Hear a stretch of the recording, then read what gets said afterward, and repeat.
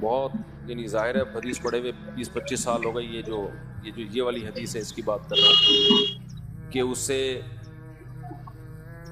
اونٹوں کی گردنیں روشن ہو جائیں گی. تو علامہ نووی رحمہ اللہ نے لکھا ہے کہ یہ آگ لگ چکی ہے دنیا میں, بہت بڑی آگ لگی تھی عرب میں. تو یہ نبی صلی اللہ علیہ وسلم کی پیش گوئی پوری ہو چکی ہے آج سے کئی سال پہلے, کئی سو سال پہلے. تو ایسے ہی نبی صلی اللہ علیہ وسلم کی جتنی بھی پیش گوئیاں ہیں کچھ پوری ہو چکی ہیں, کچھ پوری ہوں گی.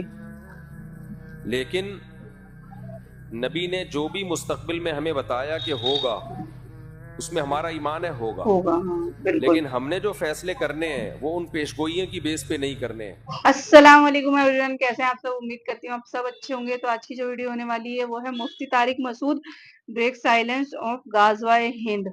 تو اس کے بارے میں, اس ٹائٹل کے بارے میں مجھے اتنا پتہ نہیں ہے, تو چلیے پہلے ویڈیو دیکھ لیتے ہیں پھر کریں گے اس کے بارے میں بات. تو آئیے اسٹارٹ کرتے ہیں ویڈیو.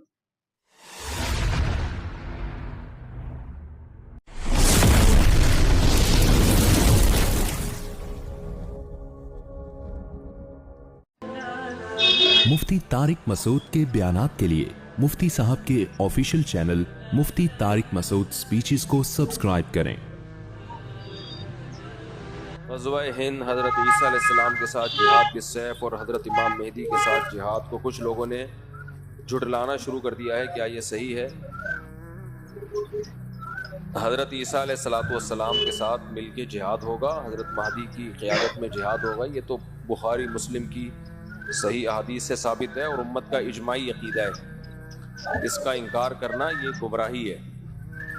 باقی دیکھو نبی صلی اللہ علیہ وسلم نے جتنی بھی مستقبل کی پیش گوئیاں کی ہیں ان میں کچھ تو پوری ہو چکی ہیں.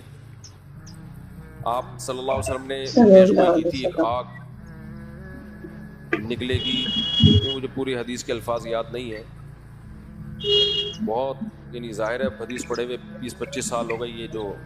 یہ والی حدیث ہے اس کی بات کر رہا ہوں کہ اس سے اونٹوں کی گردنیں روشن ہو جائیں گی. تو علامہ نووی رحمہ اللہ نے لکھا ہے کہ یہ آگ لگ چکی ہے دنیا میں, بہت بڑی آگ لگی تھی عرب میں. تو یہ نبی صلی اللہ علیہ وسلم کی پیش گوئی پوری ہو چکی ہے آج سے کئی سال پہلے, کئی سو سال پہلے. تو ایسے ہی نبی صلی اللہ علیہ وسلم کی جتنی بھی پیش گوئیاں ہیں کچھ پوری ہو چکی ہیں, کچھ پوری ہوں گی.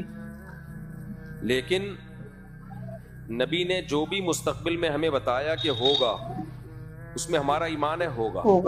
لیکن ہم نے جو فیصلے کرنے ہیں وہ ان پیشگوئیوں کی بیس پہ نہیں کرنے ہیں.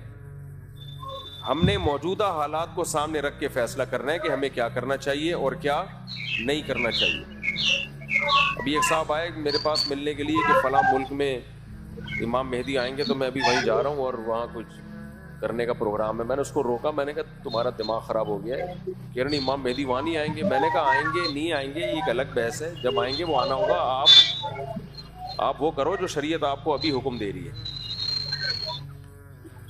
اب امام مہدی دریافت ہوں گے, لوگ ان کو تلاش کریں گے بیت اللہ میں طواف کرتے ہوئے. تو اب یہ تھوڑی کہ میں عمرے پہ چلا جاؤں کہ امام مہدی آنے والے ہیں, مجھے کیا پتا کب آئیں گے.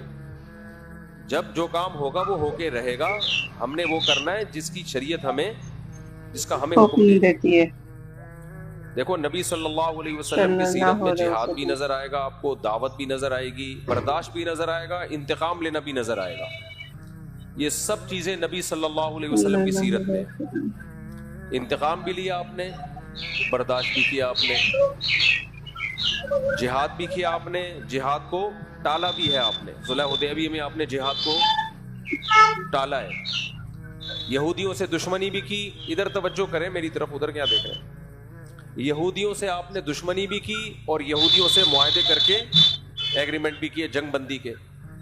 تو اس سے پتہ چلتا ہے بھائی اسلام ہمیں حکم دیتا ہے گراؤنڈ ریئلٹی, زمینی حقیقت کو سامنے رکھ کے فیصلہ کرو. زمینی حقیقت کو سامنے رکھ کے فیصلہ کرو کیا کرنا چاہیے اور کیا نہیں کرنا چاہیے. تو دو میدان ہیں جو اسلام نے ہمیں دیے. ایک میدان ہے دعوت کا اور ایک میدان ہے جہاد کا.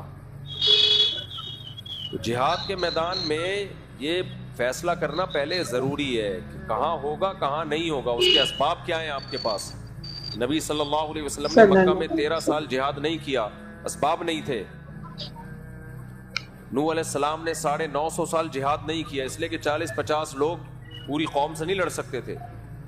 بنی اسرائیل نے حضرت موسیٰ علیہ السلام جب تک نہیں آئے فرعون کے خلاف بغاوت نہیں کی، اور موسیٰ علیہ السلام کے آنے کے بعد بھی بغاوت نہیں ہوئی ہے۔ کیوں؟ فرعون بہت طاقتور تھا، وہ بنی اسرائیل کے بچے ذبح کر رہا تھا، تو جو قوم اپنے بچے ذبح ہونے سے نہیں بچا سک رہی، وہ اس کے خلاف تلوار لے کے کیسے چڑھ جاتی فرعون کے خلاف؟ اتنا طاقتور تھا۔ تو اللہ نے وہاں بھی اسباب اختیار کرنے کا حکم دیا۔ موسیٰ علیہ السلام سے فرمایا وَأَوْحَيْنَا إِلَىٰ مُوسَىٰ وَأَخِيهِ أَن تَبَوَّآ لِقَوْمِكُمَا بِمِصْرَ بُيُوتًا وَاجْعَلُوا بُيُوتَكُمْ قِبْلَةً کہ اے موسیٰ آپ اپنی قوم سے کہہ دیں کہ اپنے گھروں میں نماز پڑھو اور اللہ کی مدد کا انتظار کرو۔ بس یہ نہیں کہا کہ جا کے جو ہے نا فرعون پہ چڑھائی کر دو، صبر صبر صبر۔ اور پھر ایک دن حکم آیا کہ بنی اسرائیل کو لے کے آپ مصر سے نکل جائیں۔ وہاں بھی فرعون نے پیچھا کیا ہے، تو وہاں بھی یہ حکم نہیں دیا فرعون پہ چڑھائی کر دو۔ وجہ کیا ہے؟ طاقت کا توازن بولو ہے ہی نہیں، کوئی برابر بھی نہیں ہے نا، کوئی انتہائی طاقتور کے سامنے انتہائی کمزور۔ ہاں کہیں معجزہ ہو گیا تو ایک الگ بات ہے کہ کمزور کو اللہ نے بہت زیادہ طاقتور پہ غالب کر دیا، یا اللہ نے خود حکم دیا ہو کمزور کو کہ براہ راست کے لڑو، تو پھر تو لڑنے کے علاوہ کوئی آپشن نہیں ہے۔ جب تک آسمان سے وحی نہیں آ جاتی وہاں پھر اللہ کا حکم یہی ہے اِن یکم منکم مئۃ یغلبوا مئتین، 100 اور 200 کا ریشو کم از کم ہونا چاہیے، آدھی طاقت ہونی چاہیے۔ آدھی بھی نہیں ہے تو میری اجازت نہیں ہے لڑنے کی۔ اتنی طاقت ہو تو جا کے کرو یہ کام، ورنہ آرام سے بیٹھے رہو، اس سے بھی جاؤ گے جو ہے۔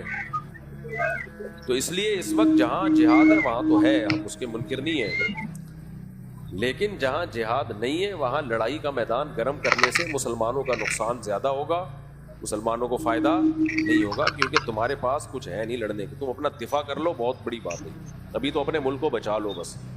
اور ہمارے یہاں کہتے ہیں ملک پہ ادھر جا کے چڑھائی کر دو۔ ادھر چڑھائی کرو گے کن میزائلوں سے؟ امریکہ سے میزائل لے کے امریکہ پہ چڑھائی کرو گے؟ امریکہ تمہیں جہاز دے گا اپنے اوپر چڑھائی کرنے کے لیے؟ تو ابھی اپنے ملک کو بچا لو کسی طریقے سے، اس کی سالمیت خطرے میں ہے۔ ابھی سب سے بڑا جہاد یہی ہے کہ ملک بچا لو آپ۔ تو دوسرا میدان ہے دعوت کا۔ دعوت کا میدان کیا ہے؟ نرم، اس میں تلوار نہیں ہے، جو تبلیغ ہے۔ موسیٰ علیہ السلام کو اللہ نے فرعون کے پاس بھیجا، قولا لہ قولا لینا لعلہ یتذکر او یخشی۔ فرعون کے سامنے جا کے بھی آپ نے نرم لہجے میں بات کرنی ہے۔ تو فرعون سے بڑا ظالم دنیا میں کوئی ہو سکتا ہے؟ اور موسیٰ علیہ السلام سے زیادہ افضل دنیا میں کوئی ہو سکتا ہے؟ اتنے جلیل القدر پیغمبر کو کہا جا رہا ہے کہ ایسے ظالم کے سامنے بات کیسے کرنی ہے؟ بولو نرم۔ تو آج ہماری دعوت میں نرمی ختم ہو گئی، دعوت میں نرمی ختم۔ جو جہاد کی جو میدان میں کرنے کی چیزیں تھیں وہ دعوت کے میدان میں ہو رہی ہیں۔ اس کو وہ بھی کافر ہے، وہ بے پردہ عورتیں۔ اب بے پردہ عورتوں میں بیان ہو رہا ہے تو یہ تھوڑی بیان ہوگا کہ تم سب جہنم میں جاؤ گے، اس سے وہ پردہ تھوڑی کر لیں گی۔ وہاں تو ادعو الی سبیل ربک بالحکمۃ والموعظۃ الحسنہ، اس کو تو حکمت سے دین کی دعوت دینی ہے، ان کو تو قریب کر رہا ہے دین کی دعوت کے لیے۔ تو یہ بہت بڑا مسئلہ ہے۔ اب گھر میں جو شخص دیندار بن جاتا ہے وہ بدتمیز بہت ہو جاتا ہے۔ گھر میں جو بھائی نمازی پرہیزگار ہوگا وہ کیا ہوگا؟ بدتمیز۔ تو ماں باپ کہتے ہیں باقی سارے نارمل ہیں، یہ کچھ عجیب سی چیز آ گئی ہے مارکیٹ میں۔ اس لیے ہمارے حضرت فرمایا کرتے تھے کہ گھر میں جو دیندار بنتا ہے نا، نماز پڑھتا ہے، اس کو اپنے اخلاق بہت زیادہ اچھے کرنے پڑیں گے، بہت زیادہ اپنے اخلاق کو پہ محنت کرنی پڑے گی اس کو۔ تو دیندار لوگوں کو چاہیے بہت زیادہ احتیاط برتیں وہ، اس سے اللہ ان کے درجات بلند کرے گا۔ بات بہت لمبی ہو گئی، تو خلاصہ کلام کا یہ نکلا کہ بھائی جب امام مہدی آئیں گے جہاد ہوگا، عیسیٰ علیہ السلام آئیں گے جہاد ہوگا۔ ابھی آپ جو زمینی حقیقت کو دیکھ کے جو کرنا ہے آپ وہ کرو۔ لوگ کہتے ہیں میں امام مہدی کا لشکر تیار کر رہا ہوں، بالکل بھی آپ کو اس کی ضرورت بولو نہیں۔ کائنڈلی آپ یہ کام نہ کریں۔ کہتے ہیں میں عیسیٰ علیہ السلام کے لیے ایک لشکر تیار کروں، رہنے دو بس آپ، وہ لشکر کہیں اور جا کے پھٹے گا، سب کو خراب کرے گا وہ لشکر، سمجھتے ہو؟ بہت لوگ آئے ہیں، بہت تحریکیں اٹھی، ہم عیسیٰ علیہ السلام کے لیے لشکر تیار کر رہے ہیں، اور پھر یہ ہمارا یہ لشکر یہاں سے اٹھے گا، ہوتے ہوتے شام میں جا کے حضرت عیسیٰ سے مل جائے گا۔ وہ انڈا موڑ پہ ہی ختم ہو گیا آگے۔ तो जो अबवाबुल फितन है ना, नबी से जो फितन के अबवाब हैं, वो हमें बताने के लिए कि ऐसा होगा। बस करना क्या है भाई? करना वो है जो आज समझ में आ रहा है आपको। एक साहब मुझे कहने लगे कि मैंने कहा कि इतनी औरतें बेवा और तलाक याफ्ता औरतों की तादाद भी बढ़ रही है, उनका ग्रोथ रेशो भी बढ़ रहा है, और मर्दों में मौत भी बढ़ रही है मर्दों में। तो उन्होंने कहा देखें तो क़यामत के करीब तो 50 औरतें और एक मर्द होगा, तो 4 शादियां भी काफ़ी नहीं होंगी। हदीस में आता है क़यामत में औरतें इतनी ज़्यादा होंगी, 40, एक रिवायत में आता है 40 औरतों के मुकाबले में एक मर्द होगा। अब या तो वो एटम बम से मर चुके होंगे या क्या होगा, ये अल्लाह ही बेहतर जानता है, लेकिन ऐसा होगा। हदीस में आता है 40 मर्द और एक औरत, ये रेशो होगा। अच्छा, तो अब मैं कहूं कि जी चूंकि क़यामत में ऐसा होगा तो फिर तो अब एक मर्द 4 शादियां भी कर ले तो औरतें पूरी नहीं होंगी, तो कोई फायदा ही नहीं है 4 शादियों में। एक साहब मुझे कह रहे थे फायदा ही नहीं है, इसलिए तो क्या करें हम, तो एक ही करो बस, सबको मरने दो।